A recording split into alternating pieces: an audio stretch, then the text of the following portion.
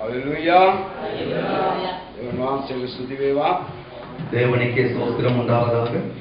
උදෑසනත් දෙවන් වහන්සේ අපට දී තිබෙනා වූ අවස්ථාව නිසා தேவன் நமக்கு கொடுத்திருக்கிற இந்த வாய்ப்புக்காக අද උදෑසන காலை வேளையில் கூட විශේෂ දවසක්.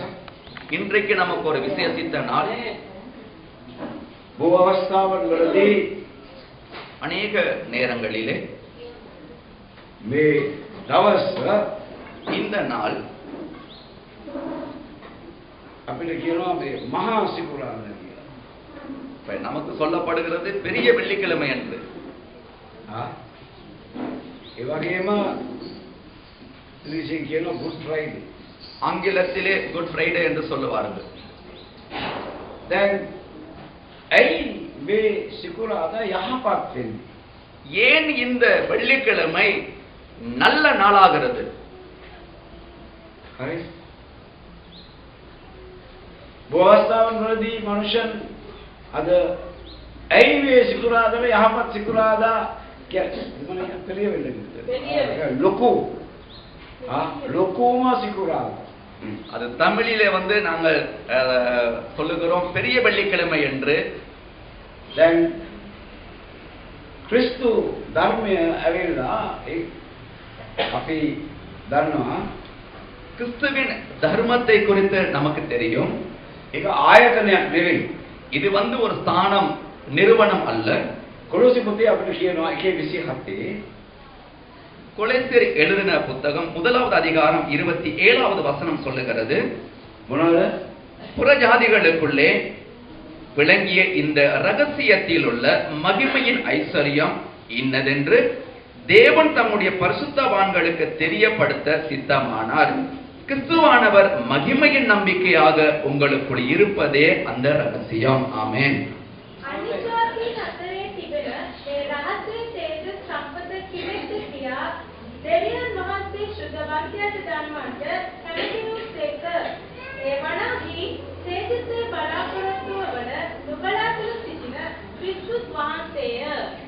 තේජසේ බලාපොරොත්තු වන නුඹලා තුල සිටිනා වූ ක්‍රිස්තුස් වහන්සේය. அங்கே சொல்லப்படுகிறது, புறஜாதிகளுக்குள்ளே விளங்கிய இந்த ரகசியத்தில் உள்ள மகிமையின் ஐஸ்வர்யம் இன்னதென்று தேவன் தம்முடைய பரிசுத்தவான்களுக்கு தெரியப்படுத்த சித்தமானார். கிறிஸ்துவானவர் மகிமையின் நம்பிக்கையாக உங்களுக்குள் இருப்பதே அந்த ரகசியம் என்று. ක්‍රිස්තුස් වහන්සේ තමයි මහිමේ බලාපොරොත්තුව. ஆமென். இயேசு கிறிஸ்துவே மகிமையின் நம்பிக்கையானவர். ඔබ තුල සිටිනා වූ ක්‍රිස්තුස් වහන්සේ, මා තුල සිටිනා වූ ක්‍රිස්තුස් වහන්සේ, உங்களுக்குள்ளும் எனக்குள்ளேயும் இருக்கிற இயேசு கிறிஸ்துவானவர். දැන්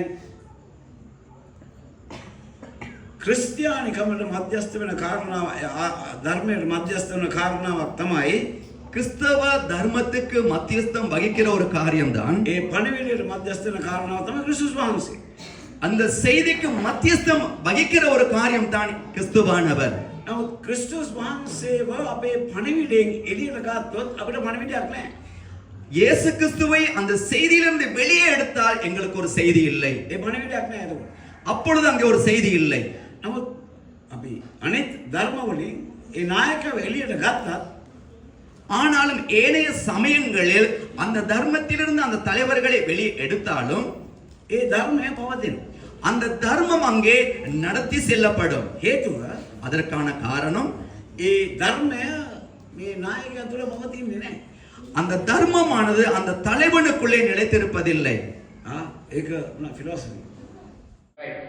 ඊළඟට அடுத்ததாக එතකොට අපි මේක තේරුම් ගත්තාම நாங்கள் இதை புரிந்து கொள்ளும் போது අපේ ජීවිතේ நம்முடைய வாழ்க்கையிலே අපි වෙනෙහි කරන්න අවශ්‍යයි.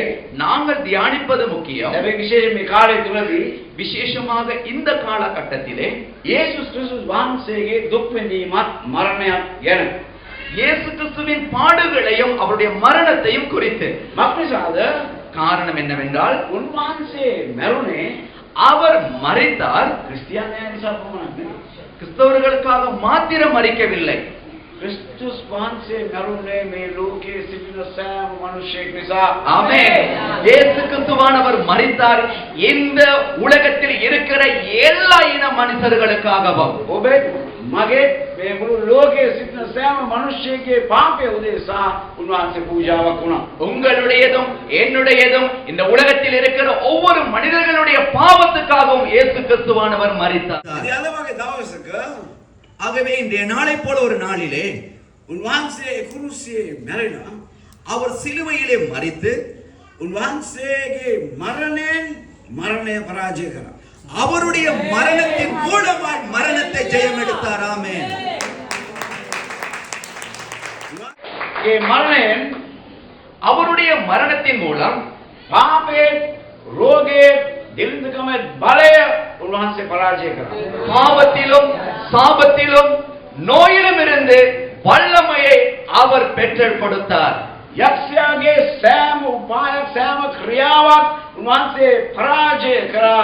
උන්වහන්සේගේ සුද්ධ ලේ නිසා. பிசாசின் எல்லா தந்திர உபாயங்களிலும் இருந்து தோற்கடித்து அதிகாரத்தை பெற்றுக் கொடுத்தார் அவருடைய பரிசுத்த வல்லமையால் மரணத்தின் மூலமாய். ඒ ලේවලට යක්ෂයාට උත්තරයක් නැහැ. அந்த இரத்தத்திற்கு பிசாசிடத்தில் பதில் இல்லை. ආයුධයක් නැහැ. அதற்கு ஒரு ஆயுதம் இல்லை. දෙවියන් වහන්සේ උන්වහන්සේගේ ඒකජාත පුත්‍රයා එවා பிதாவானவர் அவருடைய ஒரே குமாரனை இந்த உலகத்துக்கு அனுப்பி කුරුසියක උන්වහන්සේ මැරිලා சிலுவையிலே அவர் மரித்து ඒ යක්ෂයාගේ සෑම බලයක්ම බින්දා.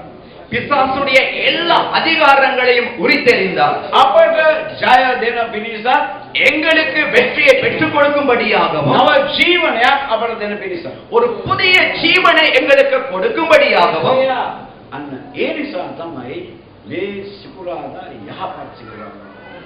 ஆகவே தான் இந்த வெள்ளிக்கிழமை பெரிய வெள்ளி நாளாய் இருக்கிறது. நல்ல பெரிய வெள்ளிக்கிழமையா இருக்கிறது. හරිද? එතකොට මේ උන්වහන්සේගේ මරණය ஆகவே அவருடைய மரணமும் ඔබට உங்களுக்கும் මට எனக்கும் මේ ලෝකයේ සිටිනා වූ සෑම මිනිසෙකුට இந்த உலகத்தில் இருக்கிற ஒவ்வொரு மனிதனுக்கும் යහපත ගෙන එන මරණය. அது நன்மையை கொண்டு வருகிறது அவருடைய மரணம். ස්වල්ප මොහොතක් ගමු. ஒரு சிறிது நேரத்தை நாங்கள் எடுப்போம். ඒ ගෝලයන් දිහා බලන්න පොඩ්ඩක්. இயேசு கிறிஸ்துவுடைய சீசர்களை குறித்து கொஞ்சம் பாருங்கள்.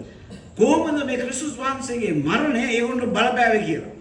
இயேசு கிறிஸ்துவுடைய மரணமானது இந்த சீசர்களுக்கு எப்படி ஒரு தாக்கத்தை ஏற்படுத்தினது என்று. ඒගොල්ලෝ අසහනයටපත් වුණා. அவர்கள் மிகவும் கவலைக்குரியவராய் மாறினார்கள். එයාගේ නායකයා මැරිලා. அவர்களுடைய தலைவன் மரித்து போனார். පේතුරුස් ඔහු වේදනාවෙන් සිටියා. பேதுரு வேதனையோடு தடுமாறுகிறான். ඇයි? ஏன்? මේ එකට කාලා බීලා එකට හිටිය කෙනාව මම අඳුරන්නේ නැහැ කියලා තුන් පාරක් කිව්වා. தன்னோடே கூட இருந்து ஒன்றாக பழகி ஒன்றாக சாப்பிட்டு ஒன்றாக பயணித்து ஒன்றாக வாழ்ந்த அவரையே எனக்கு இவர் யார் என்று தெரியாது என்று மறுதலித்தான். හිතලා බලන්න. யோசித்து பாருங்கள். යේසුස් වහන්සේත් එක්ක එකට හිටියේ. இயேசு கிறிஸ்துவோடு ஒன்றாக வாழ்ந்தான் அவன். යේසුස් වහන්සේගේ මරණය ගැන කතා කරනවා එහෙම කියන්න එපා. இயேசு கிறிஸ்து அவருடைய மரணத்தை குறித்து சொல்லும் பொழுது அதை அப்படி சொல்ல வேண்டாம் என்று சொன்னவன். යේසුස් වහන්සේ කිව්ව සාතන් පස්සට යවන්න. இயேசு கிறிஸ்து என்ன செய்தார்? அவனுக்கு சாத்தானே பின்னாலே போ என்று சொன்னார். ඔව් වැඩේ තියෙන්නේ මේකයි. පල්ලියට ආවා කියලා හැම කෙනෙක්ම මේ දේවදූතයෝ නෙවෙයි. ஆலயத்துக்கு வருகிறதுனால ஒவ்வொருத்தரும் தேவ தூதர்கள் ஆவதில்லை. එහෙනම් අපි තේරුම් ගන්න ඕන කාරණාවක් තමයි நாங்கள் புரிந்து கொள்ள வேண்டிய விடயமானதுதான் මේ දෙවියන් වහන්සේගේ කැමැත්ත මොකක්ද කියලා දැනගන්න. தேவனுடைய சித்தம் என்ன என்று நாங்கள் புரிந்து கொள்ள வேண்டும். දැන් මම ඒ ගැන කතා කරන්න යන්නේ නැහැ. මොකද ඒක වෙනම දේශනාවක්. அதை குறித்து நான் பேச போவதில்லை. அது வேறொரு தலைப்பானதாய் இருக்கிறது. හරිද? පේතුරුස් பேதுரு මම දන්නේ නැහැ. நான் அறியேன் என்று மறுதலிக்கிறான். කලවත් නැහැ. நான் அவரை காணக்கூட இல்லை என்று சொல்லுகிறான். දන්නේම නැහැ. எனக்கு தெரியவே தெரியாது என்று மறுதலிக்கிறான். සමහර අය ඇති මේ වගේ. சிலரும் இந்த பேதுருவை போல இருக்கலாம். හරි. නමුත් පේතුරුස් එක දෙයක් තිබුණා. ஆனாலும் பேதுருடைய வாழ்க்கையில ஒன்று இருந்தது. ඔව් පසුතැවිලි. அவன் மனம் திரும்பினான். පසුතැවිලි. அவன் மனம் திரும்பினான். පේතුරුස් පසුතැවිලි වුණ නිසා பேதுரு மனம் திரும்பினபடியால் දෙවියන් වහන්සේගේ ප්‍රේමය ඔහුගේ ජීවිතේ බේරගත්තා. தேவனுடைய அன்பு வந்து அவருடைய வாழ்க்கையை காப்பாற்றினதை பார்க்கிறோம். ඊළඟට සමහර ගෝලු හිටියා. அதற்கு பிறகு இன்னும் சில சீசர்கள் இருந்தார்கள். මොකද උනේ? என்ன நடந்தது? එයා දිව්වා. அவர்கள் ஓடிவிட்டார்கள். අමාරුකම් එනකොට கஷ்டம் வரும்போது යේසුස් වහන්සේව අතහැරලා යනවා. இயேசு கிறிஸ்துவை கைவிட்டு ஓடி போறாங்க. මම දන්නේ තමයි කොතනද ඉන්නේ කියලා. எனக்கு தெரியாது நீங்க எந்த இடத்துல இருக்கிறீங்க என்று. ඒව බොහෝ අය ஆனாலும் நிறைய பேர் යේසුස් වහන්සේ පිළිගන්නවා. இயேசு கிறிஸ்துவை ஏற்றுக்கொள்றாங்க. බොහෝ සන්තෝෂෙන් පිළිගන්නවා. ரொம்ப சந்தோஷமா அவரை ஏற்றுக்கொள்றாங்க. ඒක මොනද යනකොට எல்லாமே கொஞ்சம் தூரம் நல்லா போய்க்கொண்டு இருக்கக்குள்ள ඒගොල්ලෝ සන්තෝෂෙන් ඉන්නවා. அவர்கள் சந்தோஷமா இருக்காங்க. ප්‍රශ්නයක් ඇති වුණ වෙලාවෙදී வாழ்க்கைக்கு ஒரு பிரச்சனை வந்தோடனே දාලා දුන්නා. இயேசு கிறிஸ்துவை விட்டுட்டு ஓடுறாங்க. එකෙනෙක් ඇඳුනුත් දාලා ගියා. ஒருத்தன் வந்து என்ன செஞ்சான்? போட்டிருந்த உடுப்பே இல்லாம ஓடுனான் நிர்வாணம். දෙවියන් වහන්සේ යේසුස් වහන්සේව අතහැරලා යනකොට හෙළුවෙන් තමයි යන්න වෙන්නේ. இயேசு கிறிஸ்துவை விட்டுட்டு ஓடக்குள்ள நிர்வாணமா தான் ஓட வேண்டி வரும். එනිසා කරදර එනකොට ஆகவே கஷ்டங்கள் வரும்போது, ප්‍රශ්න එනකොට பிரச்சனைகள் வரும்போது අතහැරලා දුවන්න හදන්න එපා. இயேசு கிறிஸ்துவை கைவிட்டு ஓட பார்க்காதீங்க. ප්‍රශ්නේදීත් උන්වහන්සේ ඉන්නවා. பிரச்சனையிலும் கூட அவர் உங்களோடு இருக்கிறார். ஆமென். හරි. තවත් ගෝලෙ இன்னும் சில சீசர் යූදස් யூதாஸ். කතාව කියන්න ඕනේ නෑනේ. அந்த கதையை நான் சொல்ல வேண்டிய அவசியமே இல்லை. කියනකොටම සමහර අයගේ මූණේ hinaවක් එනවා. அந்த பேரை சொல்லக்குள்ளேயே ஒரு சில பேருடைய முகத்துல சிரிப்பு வருது. නෑ දුක් වෙන්නයි ඕනේ. இல்ல இல்ல நாங்க அதை குறித்து துக்கப்படத்தான் வேண்டும். නෑ ඔහු යේසුස් වහන්සේත් එක්ක හිටියා. இந்த யூதாசும் இயேசு கிறிஸ்துவோடு இருந்தான், ජීවත් වුණා. வாழ்ந்தான். ඔහු භාණ්ඩාගාරේ அவன் வந்து ஒரு பொருளாளனாக இருந்தான். අකවුන්ටන්ට්. அவன் வந்து ஒரு கணக்காளனாக இருந்தான். වගකීමක් තියෙන රැකියාවක් ඔහු යේසුස් වහන්සේ ගාව කරේ. ஒரு பொறுப்புள்ள ஒரு வேலையை இயேசு கிறிஸ்துவிடத்தில் இருந்த போது செய்த ஒருவன். නමුත් ஆனாலும் ඔහු යේසුස් වහන්සේගේ ප්‍රේමය තේරුම් ගත්තේ. அவன் இயேசு கிறிஸ்துவுடைய அன்பை குறித்து எந்த ஒரு புரிந்து கொள்ளுதலும் இருக்கவில்லை. යේසුස් වහන්සේට ගරු කළේ නෑ. இயேசு கிறிஸ்துவை கனப்படுத்தவில்லை. මොකද என்ன காரணம்? බයිබලයෙන් කියනවා ඔහු කොරෙක්. வேதமே சொல்லுகிறது அவன் வந்து ஒரு திருடன் என்று.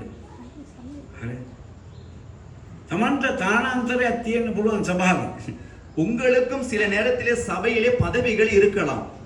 නමුත් ஆனாலும் නේ අපි දන්නවා எங்களுக்கு தெரியும் නේද අර කාන්තාව අර ඒ සුවඳ ලාඩු ගෙනල්ලා යේසුස් වහන්සේගේ පාදවල ආලේප කරලා ඒ කරනකොට මොනවද අයියෝ අප්පා ලාඩු මේක දිනාරේ 300කට විකුණන්න තිබුණානේ. ஒரு பெண் வந்து நறுமண தைலத்தை எடுத்து இயேசு கிறிஸ்துவுடைய பாதத்திலே பூசி அவர் அங்கே அதை செய்து கொண்டிருக்கும் பொழுது இவன் என்ன சொன்னான்?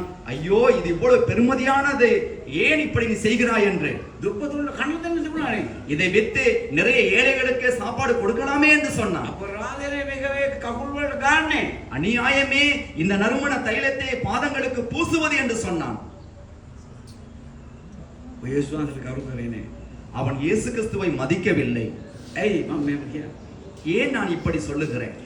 රිදී කාසි 30ක් 30 வெள்ளி பணத்துக்காக වික. அவன் வித்தான்.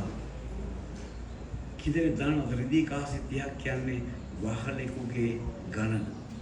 எத்தனை பேருக்கு தெரியும் இந்த 30 வெள்ளி பணம் என்பது ஒரு அடிமையினுடைய மீட்டுக் கொள்ளுகிற அடையாளமாய் இருக்கிறது. සමහර විට යේසුස් වහන්සේ ඊටත් වඩා අඩුවට විකුණනවා ඇති දැන් කාලේ. இந்த காலத்துலனா அதை விட ரொம்ப குறைஞ்ச விலைக்கு கூட இயேசு கிறிஸ்துவ விக்கிற நிலைமை கூட இருக்கலாம். ඕගොල්ලෝ මම කරනවා කියලා මං හිතන්නේ. நீங்க அதை செய்றீங்கன்னு சொல்லி நான் நினைக்கவில்லை. නමුත් මං දන්නේ නෑ. ஆனாலும் எனக்கு தெரியாதது. හරිද? ඒ කියන්නේ ඒ තරම්වත් වටිනාකමක් දුන්නේ නෑ. அந்த அளவுக்கு கூட அவன் பெருமதியை இயேசு கிறிஸ்துவுக்கு கொடுக்கவில்லை. ඔහුට ගරු කරේ නෑ. උන්වහන්සේට ගරු කරේ නෑ. இயேசு கிறிஸ்துவை மதிக்கவில்லை அவன். ඔහුගේ නායකයා யூதாசுடைய தலைவனாய் இருந்தார் இயேசு கிறிஸ்து. ඔහුගේ ගුරුවරයා. அவனுடைய ஆசிரியராய் இருந்தார். මේ ජීවනයේ ස්වාමීන් වහන්සේ. ஜீவனின் கர்த்தராய் இருந்தார் அவர். නමුත් ஆனாலும் அவன் மதிக்கவில்லை. ஏன்? ඔවුන් උන්වහන්සේට විරුද්ධව ක්‍රියා කරනවා. அவனுக்கு விரோதமாக செயல்பட துணிந்தான். ඔය ඊට පස්සේ ඒ විතරක් නෙවෙයි. அது மாத்திரமல்ல, ඔහු ඒ පසුතැවිලි වුණේ. அவன் மனம் திரும்பவும் இல்லை. අවසාන වෙනකම්වත් පසුතැවිලි වුණේ. கடைசி வரைக்கும் கூட அவன் மனம் திரும்பவே இல்லை. මේකට හේතුව මොකද? ගොඩක් අය ඉන්නවා මේ වගේ. இந்த மாதிரி நிறைய பேர் இருக்கிறாங்க இன்னைக்கும். මම හරි. நான் தான் சரி. හරි බයරක් තැනක ඉන්නේ. ரொம்பவும் ஆபத்தான இடத்துல இருக்கிறாங்க அவங்க. ඒ දෙවියන් වහන්සේලට වඩා හරි වෙන්න ගියාම ඒක අමාරුයි. தேவனை விட நான் தான் சரின்னு நினைக்க போனா அது ரொம்ப ஆபத்தான ஒன்று. හරි. ඒ හරිකමේ තමා ජීවත් වෙනකොට நான் தான் சரின்னு வாழ்ந்து கொண்டு போகக்குள்ள තමාගේම ස්වාමියා වෙන්න හදනවා තමා. அது உன்னுடைய கர்த்தராக நீங்க மாற பாக்குறீங்க. ඒ මගේ හැඟීම අනුව මම වැඩ කරන්න යන්නේ. என்னுடைய உணர்வு படித்தான் நான் வேலை செய்வேன். யூதஸ்ගේ වැටීම මේක. யூதாசுடைய விடுதல் இதுதான். ඔව් තේරුම් ගත්තා. அவன் புரிந்து ඔගේ கொள்ளவில்லை. වගකීම තේරුම් ගත්තා. அவனுடைய பொறுப்பை புரிந்து கொள்ளவில்லை. ඔගේ ස්වාමීන් වහන්සේම තේරුම් ගත්තේ නැහැ. அவனுடைய கர்த்தரை புரிந்து கொள்ளவில்லை. ගුරුවරයාව තේරුම් ගත්තේ නැහැ. அவனுடைய ஆசிரியரை குருவை புரிந்து கொள்ளவில்லை. පාවා දුන්නා. காட்டி கொடுத்தான். අද තමා කොයි තැන ඉන්නවද දන්නේ නැහැ. இன்னைக்கு நீங்க எந்த இடத்துல இருக்கிறீங்களோ தெரியவில்லை. පේතුරුස් වගේ දන්නේ නැහැ කියනවාද? பேதுரு மாதிரி தெரியாது என்று மறுதலிக்கிறீங்களா? නැත්නම් යූදස් වගේ පාවා දුන්නා. அப்படி இல்லாவிட்டால் யூதாஸ் மாதிரி காட்டி கொடுக்கிறீங்களா? මුදල් නිසා, பண நிமித்தமாக, බඩවියත නිසා, அங்கே வயிற்று பொழப்புக்காக, තව වෙනත් දේ නිසා இன்னும் வேற ஏதாவது தேவைகள் நிமித்தமாக පාවා දෙනවා. காட்டி கொடுக்கிறீங்களா? අවසාන වශයෙන් இறுதியாக තව මිනිස්සෙක් ඉන්නේ. இன்னும் ஒரு மனிதன் இருந்தார். කිරීනේ සීමු. சிரேனியோ සීමොන්. சீமோன் என்று சொல்லப்படுகிறது வேதத்தில் அந்த பெயர். හරි. හරි. ඕ ඇවිල්ලා මේ අනිජාතිකේ. அவன் வந்து அந்நிய இனத்தை சேர்ந்த ஒருவன். හරිද? එතකොට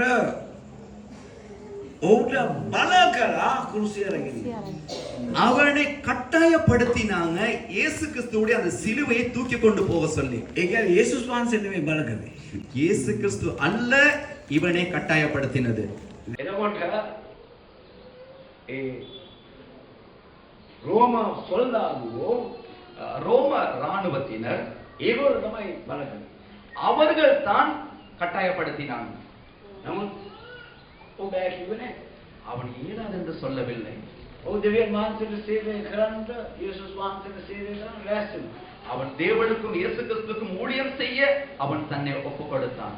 ඔවුන්ට බලෙන් සේවයක් ලැබුණා. கட்டாயமாகவே அவனுக்கு ஒரு ஊழியம் அங்கே கிடைத்தது. ඒ මම විශ්වාස කරනවා. ஆகவே நான் ඔව් விசுவாசிக்கிறேன் ආශිර්වාද කරනවා. அவன் ஆசீர்வதிக்கப்பட்ட ஒருவன் என்று. සමහර විට சில நேரத்திலே තමා අද සේවය කරන්නේ நீங்கள் இன்னைக்கு ஊழியம் செய்வதும் බලක්කාකම් නිසා වෙන්න පුළුවන්. ஒரு கட்டாயப்படுத்தல் மூலமாக கூட இருக்கலாம். නමුත් ஆனாலும் ඔව් ආශිර්වාද කරනවා. அவன் මම ஆசீர்வதிக்கப்பட்டவன். විශ්වාස කරනවා ඔව් ආශිර්වාද ලැබුවා. நான் விசுவாசிக்கிறேன் அவன் ஆசீர்வாதத்தை பெற்றுக்கொண்டான் என்று. දෙවියන් වහන්සේට ඔහු සේවයක් කරා. தேவனுக்கு அவன் ஒரு ஊழியத்தை செய்தான். ඒ වගේම ඔවුන්ටත් ඔහුගේ පවුලේ අයටත් මතු පරම්පරාවලටත් දෙවියන් වහන්සේගේ ආශිර්වාදය තිබුණා කියලා මම විශ්වාස කරනවා. அதே போல அவனுக்கும் அவருடைய குடும்பத்துக்கும் பரம்பரைக்கும் சந்ததிக்கும் கூட தேவனுடைய ஆசீர்வாதம் இருந்தது என்று நான் விசுவாசிக்கிறேன். එතකොට அப்பொழுது මේ මහසිකුරාදා இந்த பெரிய வெள்ளி நாளிலே තමයි කොහෙද ඉන්නේ? நீங்கள் எங்க இருக்கிறீங்க? කොතනද ඉන්නේ? எந்த இடத்துல இருக்கிறீங்க? පේතුරුස්ගේ තැන, ஏதோட இடத்திலா? යුදස්ගේ තැන, அப்படி இல்லாவிட்டால் யூதாவுடைய இடத்திலேயா? නැත්නම් කිරීමේ සීමෝන් ඉන්න තැන. அப்படி இல்லாவிட்டால் சிரேனோ சிமியோன் என்று சொல்லுகிறவனுடைய இடத்திலா? කල්පනා කරලා බලන්න. யோசித்து பாருங்கள். කවදාද තමා ස්වාමීන් වහන්සේව දන්නේ නැහැ කියලා කිව්වේ? என்னைக்கு கர்த்தரை எனக்கு தெரியாது என்று மறுதலிச்சீங்க? කවදාද තමා දෙවියන් වහන්සේගෙන් අයින් වෙලා ගියේ? என்னைக்கு கர்த்தரிடத்திலிருந்து நீங்க விலகி தூரமா போனீங்க? තමා දෙවියන් වහන්සේව පාවා දුන්නේ කවදාද? என்னைக்கே இந்த கர்த்தரை நீங்க காட்டி கொடுத்தீங்க. නැත්තම් அப்படி இல்லாவிட்டால் තමා நீங்கள் අද බලහත්කාරකමක් නිසා තමා සේවය කරනවා. ஒரு கட்டாயப்படுத்துறனால நீங்க ஒரு ஊழியம் செய்கிறவனாக கூட இருக்கலாம். ඉතින් මේ කාරණා සියල්ලක් ටිකක් කල්පනා කරලා බලන්න. ஆகவே இந்த சில காரியங்களை குறித்து கொஞ்சம் யோசித்து பாருங்கள். ඔබ ඉන්න ඕන තැනද ඉන්නේ? நீங்கள் இருக்க வேண்டிய இடத்திலேயா இருக்கிறீங்க? උන්වහන්සේ වෙතට හැරෙන්න. அவர் பக்கமாய் மனம் திரும்புங்கள். අද இன்று උන්වහන්සේ වෙතට හැරෙන්න. அவர் பக்கமாக மனம் திரும்புங்கள். උන්වහන්සේ නැවත තමාව ප්‍රතිසංස්කරණය කරන්න පුළුවන්. கர்த்தருக்கு முடியும் மீண்டும் உங்களை ஒரு புதிய மறு சிருஷ்டியாய் மாற்றுவதற்கு. සමහර විට ස්වාමීන් වහන්සේ තමගෙන් අමාරු ප්‍රශ්න ටිකක් අහන්න පුළුවන්. சில நேரத்திலே ஒரு கஷ்டமான விஷயங்களை குறித்து கூட உங்களிடத்திலே கேட்கலாம். තමව දන්නේ නැහැ වගේ ජීවත් වෙලා ඉන්නේ. நீங்கள் தெரியாத மாதிரி கூட வாழ்ந்திருக்கலாம். ඕගොල්ලෝ සමහර අය දෙවියන් වහන්සේ දන්නේ නැහැ වගේ තමයි ජීවත් වෙන්නේ. ரொம்ப பேர் இயேசுவை அறியாத மாதிரி தெரியாத மாதிரி தான் வாழ்றாங்க. සාක්ෂියක් නැහැ. ஒரு சாட்சி இல்லை. සමහර අය දෙවියන් වහන්සේගෙන් ඈත් වෙලා ඉන්නේ. சிலர் தேவனிடத்திலிருந்து தூரமாகி இருக்காங்க. ඒ සමහර අද අමාරුවෙන් හරි සේවය කරනවා. சிலர் கஷ்டமா இருந்தாலும் கூட இன்னைக்கு அவங்க ஊழியம் செய்யறாங்க. මම කියන්න කැමතියි. நான் உங்களுக்கு சொல்ல விரும்புகிறேன். උන්වහන්සේ වෙතට හැරෙන්න. அவர் பக்கமாய் திரும்புங்கள். උන්වහන්සේ තමයි ආදරේ. அவர் உங்களை நேசிக்கிறார். උන්වහන්සේ මට ආදරේ. அவர் உங்களை நேசிக்கிறார். ගායනා කරන ගීත අට ආදරේද මෙතන. நாங்கள் இந்த நாளிலும் கூட பாடினோம். இந்த அளவு என்னை நேசிக்கிறீங்களா ஆண்டவரேன்னு பாடினோம். ஏன் இந்த அளவு அவர் என்னை நேசிக்கிறார்? நான் அவருக்கு பெருமதியா இருப்பதால், அவருக்கு நான் பெருமதியா இருப்பதால், அவருக்கு நீங்கள் ஒவ்வொருவரும் பெருமதியா இருப்பதால். நீங்கள் ஒவ்வொருவரும் சொல்லுங்க, தேவனுக்கு நான் பெருமதியா இருக்கிறேன் என்று. சிலருக்கு அதை சொல்லக்கூட முடியவில்லை. நாக்கும் உதடும் அங்கே தடுமாறுது. நீங்கள் ஒரு பிரச்சனையோடு இருக்கிறீங்க, கஷ்டமான ஒரு இடத்துல இருக்கிறீங்க, அப்படி இல்லாவிட்டால் நோயோடு இருக்கிறீங்க, பயந்த கொள்ளியாய் இருக்கிறீங்களா, எந்த ஒரு பதிலுமே கிடைக்காத ஒரு நிலைமையில இடத்துல இருக்கிறீங்க, எந்த ஒரு நம்பிக்கை இல்லாத ஒரு இடத்துல கூட நீங்க இருக்கலாம். ஆனாலும் இந்த காலை வேளையும் சிலுவையின் அடிவாரத்துக்கு உங்களால் வர முடியும். அவர் உங்களுடைய கிரயத்தை செலுத்தினார். ஆமென். உங்களுடைய பாவம் சாபத்துக்காக வேண்டிய அவர் மரித்தார். வெற்றி உள்ள ஒரு வாழ்க்கை உங்களுக்கு வாழும்படியாக அவர் செய்தார். இதை